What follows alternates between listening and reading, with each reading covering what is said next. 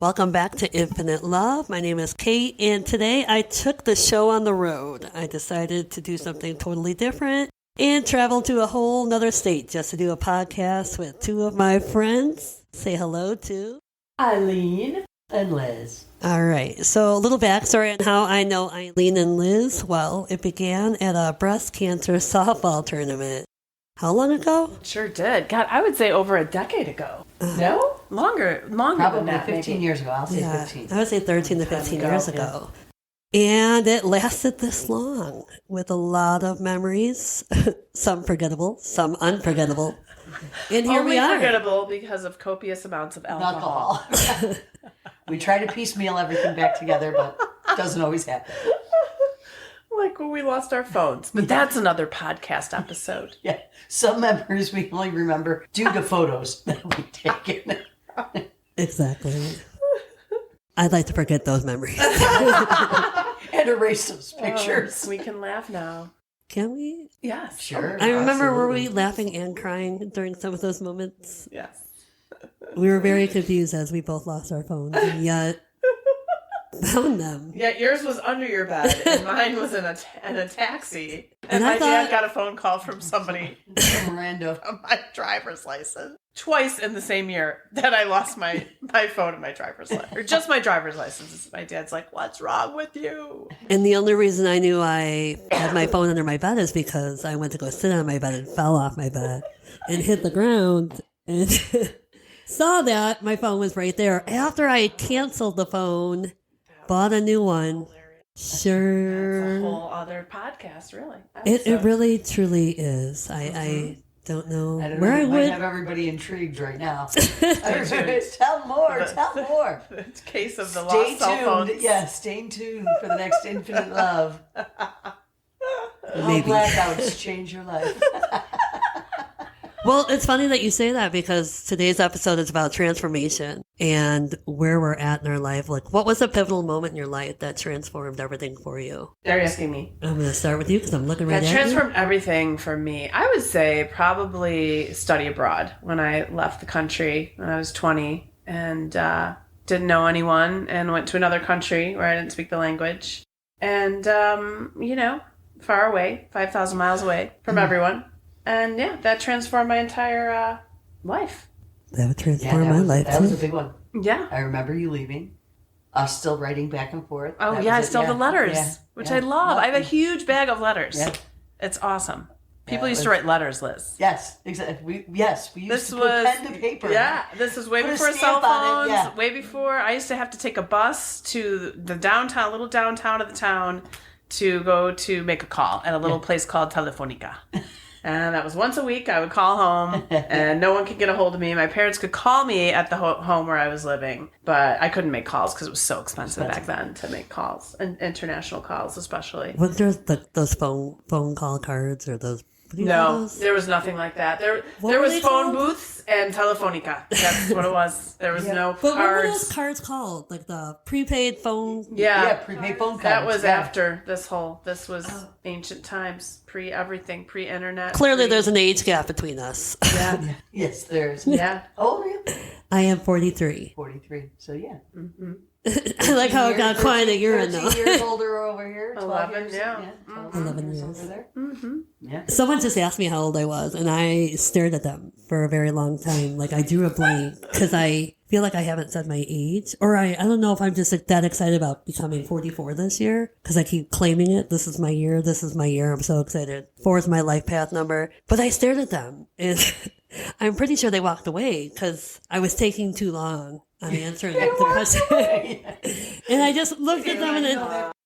By the way, Kate's lost it. She was just staring into space. I asked her a question. And I was staring. Well, I was staring right at him, but I was sitting there thinking, and it was like the wheel spinning, but the hamster said, "Peace out. I gotta go. I can't do this." Relatively And easy I was question, like, I asked. I remember my fingers going because I was like counting on my fingers. I'm like, "What am I doing? How old am I?"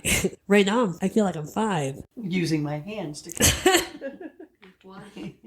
4. And I wanted to say 44, but then I was like, wait, I'm not though. So how old am I? Go back.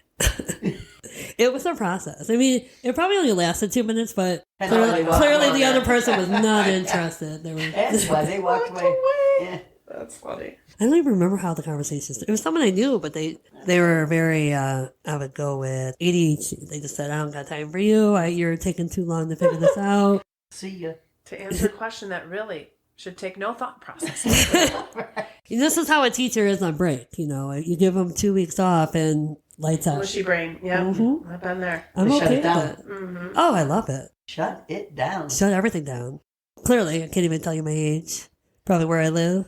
Yeah, right. All right, so you shared your pivotal moment. How about you, ma'am? Say probably one of them. There's multiples, I'm sure, but I'll say the biggest one that I would come up with is getting on the fire department. That was a eye-opener. Being in a male-dominated job and having to still continually prove yourself. And probably still happens to this day.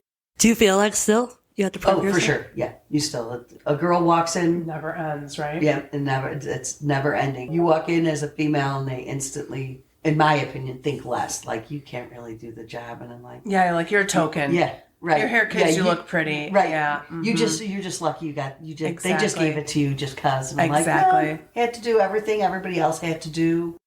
I did have somebody interview me years ago right after I got on. Because when I was in there, a guy was saying to me, like, what right did I have to take the job? And I said, I can't take care of my family like you guys are. There's something the matter with that I wanted to step up and do this. I go, or would it have been better like if I just went and became a nurse or a teacher?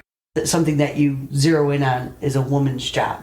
I go, because that's kind of crap, if you ask me. So that would be, I would say, one of the bigger eye-openers, that going into that, not that I was blind to guys expecting women to be in a certain spot, but yeah, that was It's totally different when yeah. you're all in, Yeah. I mean, you knew what was coming, but until you're in it, yes. you're like, wow.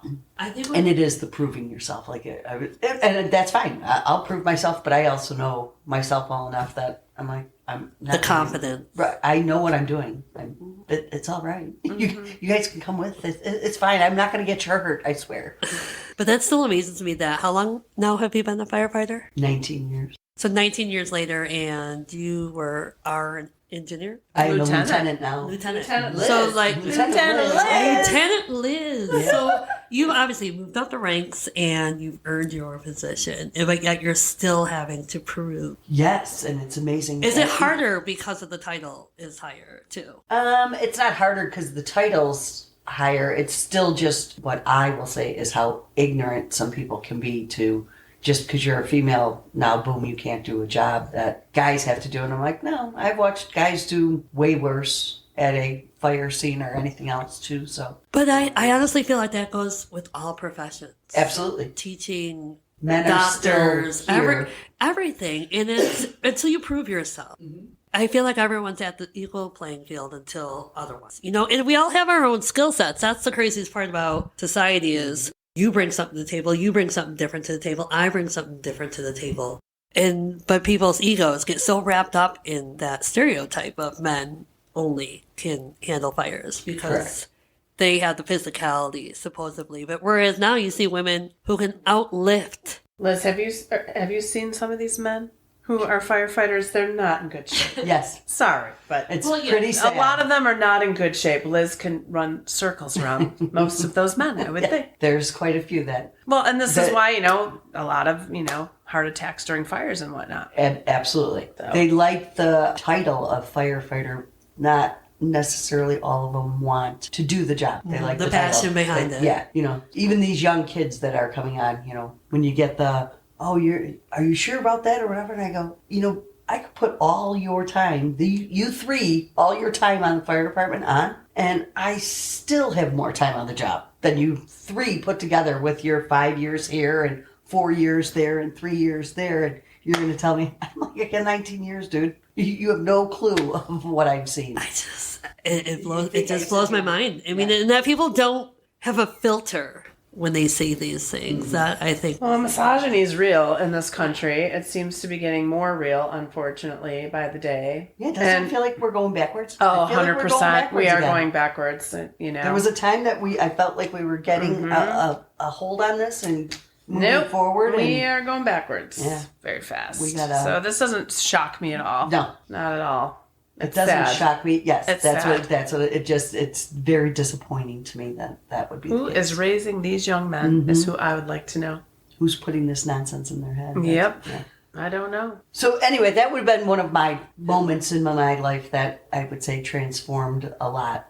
I will also say it went the opposite way too, because I have 3 daughters. So me getting on the fire department and then them telling people my mom's a firefighter was, she's a badass. You know, like, that's so cool. You're doing this. You made it through this and things like that. So on that end of it, I'm happy that I gave them that Inspiration. idea that women can Yeah. reach for whatever you want. And if you really want it, you can get there. There's nothing that's going to ever stop you. Absolutely. And I will say I taught at an all-boys school. And so I know the whole being the only female in the building. Yeah. And at times, I mean, there were very few females in the building. And it's a whole different, they act very differently. Yeah, Let's put it that way. They completely are different people when there are no other women around. Yes. Hordes of men, they all act. Very differently. Yes. They're not the same people. No. Well, and I think that goes for most people. Honestly, if you ever see people transform and change who they are when they're with you, and then you watch them with another friend, or you watch them with a stranger, it amazes me that they transform and mask. So then you really don't identify who they are. It's like it's as if you might know this person for 20 years, and once you start seeing them around different people, especially bigger people, different crowds, and they move from place to place. I'm a very observant person, so I picked that up right away as, wow, who are you as a person then? Like, do you even know who you are? That you're so easily, what would be the word for that? Swayed. Instigated, or, yeah, just that chameleon-esque type of personality where it's, well, when they say, like, fake it till you make it, I could never... I mean, not to say I've never tried that, but it does no service to me. I cannot. I'm inauthentic to my own self, and I think that affects me the most is when I'm lying to myself. But I'm not saying they're inauthentic. I think they're being their male selves when they're around each other has been my observation. Yeah. And it's a very different mentality and behavior than if it's a co-ed situation, for example, that I've taught in. I mean, 180 teaching in a co-ed school, teaching in a same-sex school, and 180 from going from an all-girls Catholic high school that I went to going across the lawn to the all-boys Catholic high school. I think it's different from I know what you're saying. I know what you're talking about, how people, we have to modify our behavior. Like when I'm working, I behave. I'm not even speak saying in a that different that's way. good, I mean, because we all, when we're at work, we all have to wear so many different hats. Right. And I get that and understand that. I'm just talking about just in general, knowing people and identifying that, male or female. I'm not just singling men out. But it's, to me, what amazes me is how much people shift their personalities, which tells me, like, they're masking their own selves because they don't identify who they are, or kind of like how we say that the world's kind of going backwards. It's, you're either awake to the whole I align with this or I don't, or you're succumb to the I live in my darkness, I surround myself with my darkness, so this is that negativity, not realizing how toxic they are becoming and how much it spreads to everyone else. And like we were talking about earlier, it's like I can't be around that because then I feel like parts of me are starting to, Right. I know what you're talking about on that end of it. When I work with, say, one specific gentleman at the firehouse, and he acts this way because he's around all the guys, and it's the swearing and the this and the that, and then all of a sudden you're out to dinner with him and his wife, and he's as sweet as can be, and you're like, well, who is this guy? Well, Right. There's nothing the matter with being sweet and nice, and dropping F-bombs and swearing like that doesn't make you cool in the firehouse, but those are like little things. Yeah, it's almost like you lose where- that, in my mind, grade school, high school identity where it's to show up and put that front up for everyone else to see. It's like, well, then again, who are you? Well, because I had to own that also, because when I got on the fire department, when you're around that, you tend to now pick up on it. So you start talking like that. Like where else, and I was catching myself swearing and putting swear words into a sentence that didn't need to be there. They didn't add to the story. If anything, they took away from the story because I sounded like an idiot. So then I legitimately had to watch as I was speaking to stop saying swear words. I got made fun of. They're like, why are you not swearing? And I was like, because there's no reason for it, it just sounds ridiculous. But you took accountability. You identified Right. it. Oh, yeah. You owned it. Now, how many people do you know take accountability, are willing to take accountability for those things? Because you wanted to change that, because this, like you said, this isn't really me. Like, I don't need to be cussing It doesn't sound at the top right. of morning with breakfast, But I've said it to other girls on the fire department too that kind of got suckered into that.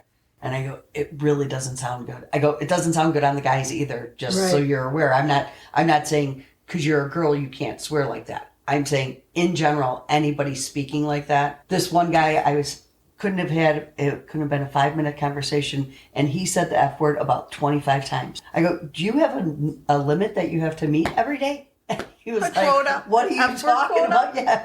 And I go, you've sworn, like, you've said the F word like 25 times in that story. I go, and not really. So do you just have, do you have a number that you have to reach every day? He didn't like that. I laughed. I thought it was funny. But that happens a lot too. Wow. I think I'm funny in other Well, people and at the don't. end of the day, you're at work too. Like, be professional. Yes. And it's a hard, Can't swear at work. Everybody wants to say it's like that hardcore, so you got to be rough. Blah, Right, blah. And yeah. I'm like, yes and no. Right. There's some truth to that. It's a hard job, but that doesn't mean you have to talk like you don't know the English language and other words besides swear words.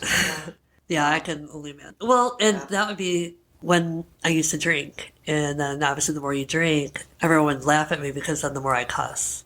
I was like, why? Why is that? You just speak so freely, but those are the choice words that I wanted coming out of my mouth. Right. Probably made no sense anyways, but then you add in the cute adjectives to go with it. Sound like a hot mess. A recipe for disaster. Probably why I quit drinking. But what was one of your most transformative moments in your life? honestly, the last 3 years have been the most transformative.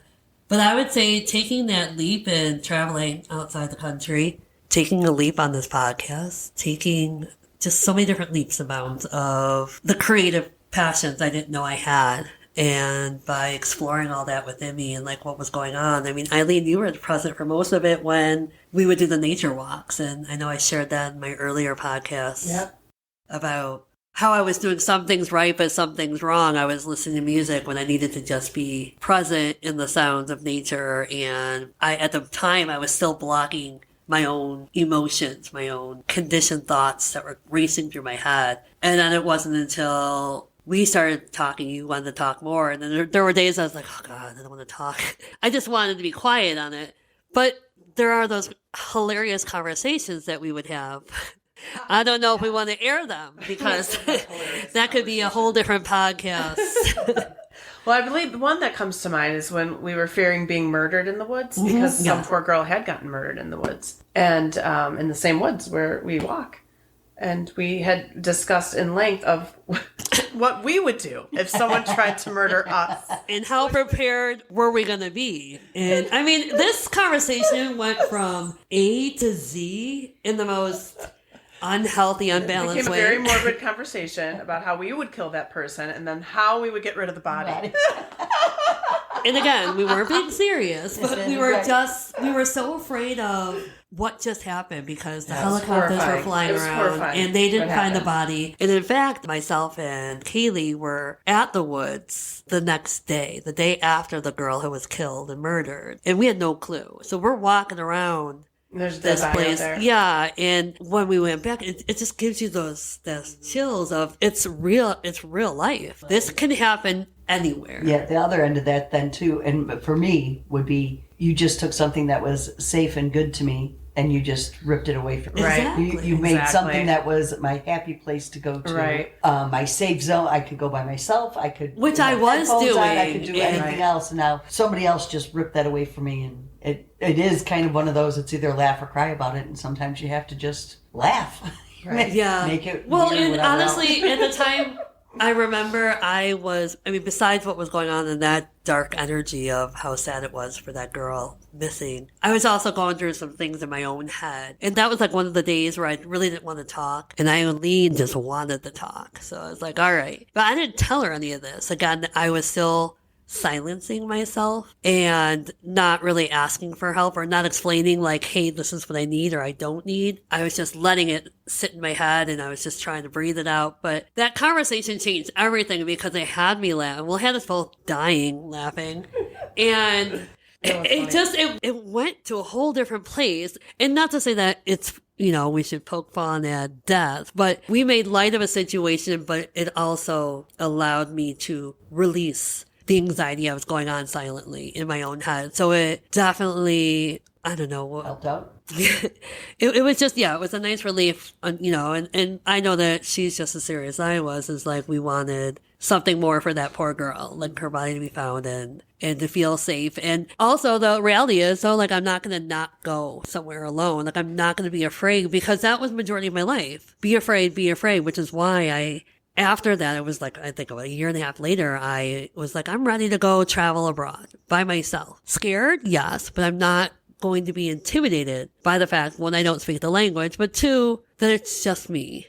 I may look different. People are going to look at me differently. People might ignore me or not help me because of how I look, but I'm okay with that. I'm going to figure it out. And I did, and I loved every single part of it, but it's allowing yourself to get to those points where you can make those changes for yourself, take accountability for the actions or the inactions that you weren't or were taking in your life, and then saying, all right, I'm ready. I'm doing this. Makes you stronger. Heck yeah.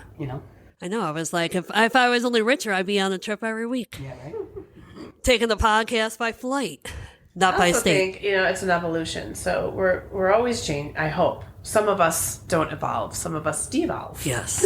But the goal, I would think, at least for myself, would be to evolve. Not going to be the same person I was 5 years ago, 20 years ago. Some people like that comfortability, though, because it's more uncomfortable and scary for them to then change, because then people might see them for who they really are or weren't being. I think that's what scares people so much, is people recognizing like, wait, so was all that a lie about you from your... But here's what I'm going to say. Who cares what people think about you? Exactly. But don't you want to be your most authentic self? Exactly. Don't you want to be free to say... What other people think about you is none of your business. So be yourself, evolve, learn, grow, travel, have fun, enjoy your life, be around positive people who uplift you, people who elevate your frequencies. Yes. And those other people, you don't need them in your life. And you don't have to explain yourself. No. Right. You don't know wants anybody to stay stuck in where they're at and never move. You're not living then. Well, they want you to stay stuck with them. Right. Well, no thanks.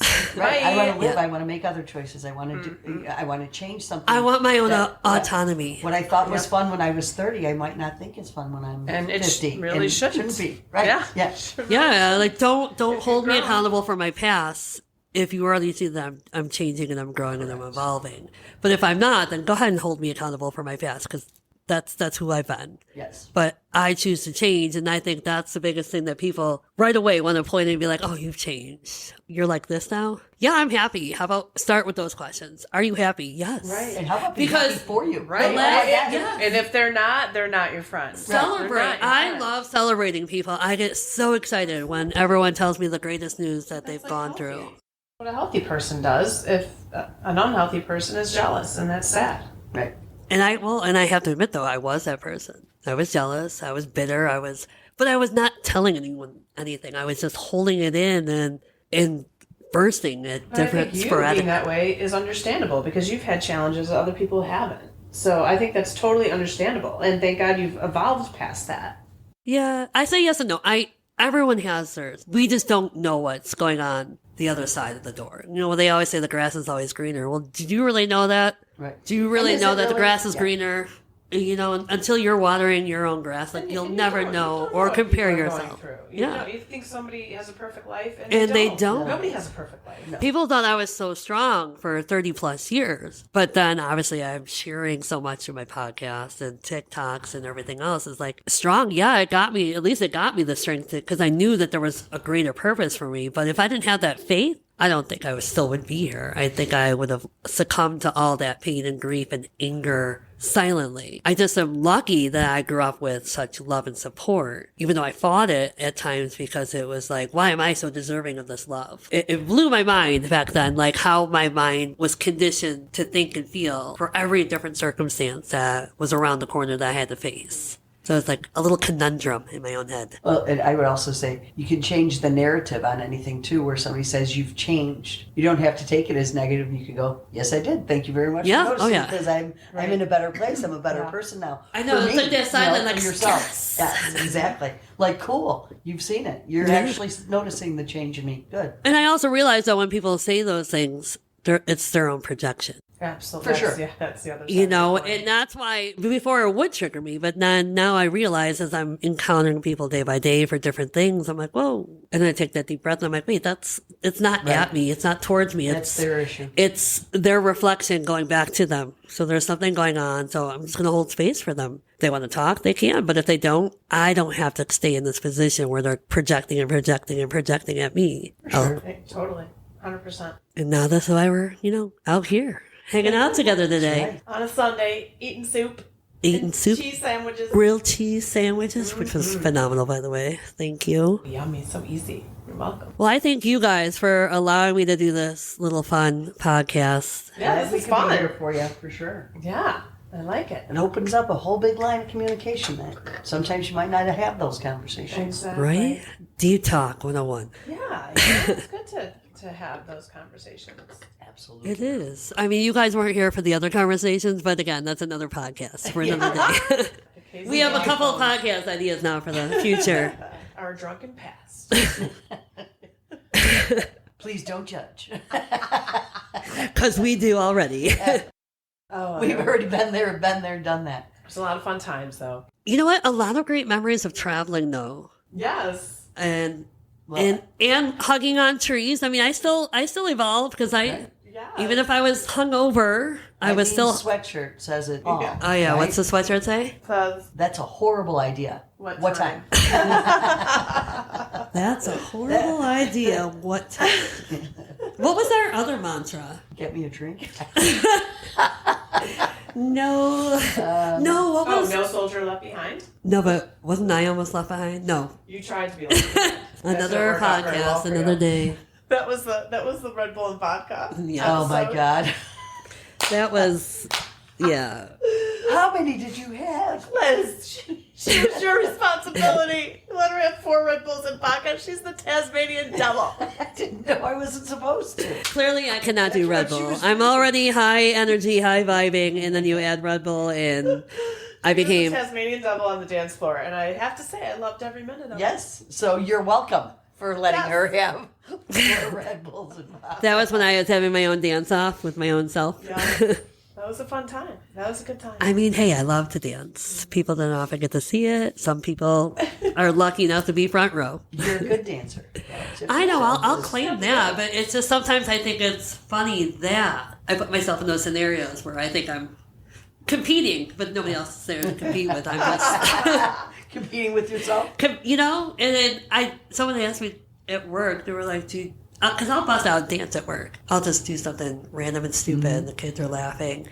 But my coworker's like, do you do this at home? I'm like, yeah, by myself. I'm like, oh, if I have my socks on, I slide across the hardwood floor.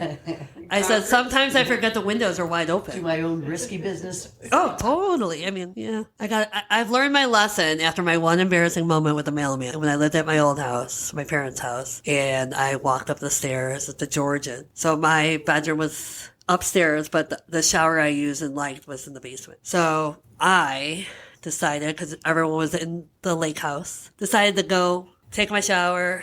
Forget the towel, I don't need it. But I forgot that earlier I'd opened the door because I just locked the glass screen door. And I'm just enjoying life. Music is blasting. And when I turn the corner to walk on the main level, you're stuck between a wall, the refrigerator, all that. Like it's just a narrow hallway, but you're only facing the front door. You have nowhere to go. You're literally stuck. And there's the mailman. Eye contact, full frontal, smiles. No, like I could have, Like a wave. I'll take that mail now. yeah. But do you know what was worse though? Because then I wasn't confident or anything. It was like a very insecure girl. Like I knew, like I looked to the right, a wall, looked to the left, refrigerator. Like I was trapped. I was trapped and I was like, oh my God. And as I'm walking towards him, because I'm like, I could either keep walking towards him because the stairwell is right by the front door, or I could turn around and then he's got to see the whole backside. So I chose to keep walking for. I kept walking forward. I was like, just, you got this. Then I realized as I was walking up the stairs, I'm like, oh, he still sees my backside. It's because now it's just slow motion, step by step. I'm like, do I just run up these stairs? And like, what if I trip and fall down? I'm like, oh God, let's just. So I think I took like every 2 steps and climbed up those stairs. I bet you all those mailmen out there have some story like that. Oh, that they all do. Yeah, They all. that everybody's caught somebody in some. All the time. Yeah. Do you know the best part about that was it was like a substitute. It wasn't even my mail. Your regular Well, guy. thank God it wasn't your regular. I know, because it was a woman, but this poor guy, well, he was an older gentleman. He probably resigned or retired after that. I was like, you're welcome. I called my mom right away. And, you know, and she, Oh, my mom. Mom! That mailman saw me naked! Front and back. I mean, Well, why back? Well, because I didn't think to back up. I went forward, and then... I couldn't do the Michael Jackson shuffle. Yee-hoo. So but I knew my mom would enjoy the story, let alone that she would make fun of me for it too. That's so funny. So I just sat in that bedroom. It took me a while before I even put clothes on after. I just sat on the Just bed. happy being naked. I think I was just shocked and like, what'd you say? Just what happened. So I might as well just own this nakedness now. Exactly. You're like, welcome to Dude's World. Yeah, I mean, right. we all have the same parts, pretty much. I think for me though, the insecurity was the scars all over, and that just. That's what you were seeing. He wasn't. He was seeing other Yeah. bits. Yeah. You probably didn't even notice the scar. He was enjoying something totally different. I think so. And I was just upstairs thinking, who can I call to go out and erase this moment? Well, that's it for this episode of transformation, even though we kind of took it to a whole different level of, I don't know what you want to call it. But again, thank you ladies for joining me on this episode. And I'm sure we'll do this again. Next time we'll just have to pick a different destination and we'll make it even crazier. All right, again, thank you so much. And this is Kate, and have a wonderful day.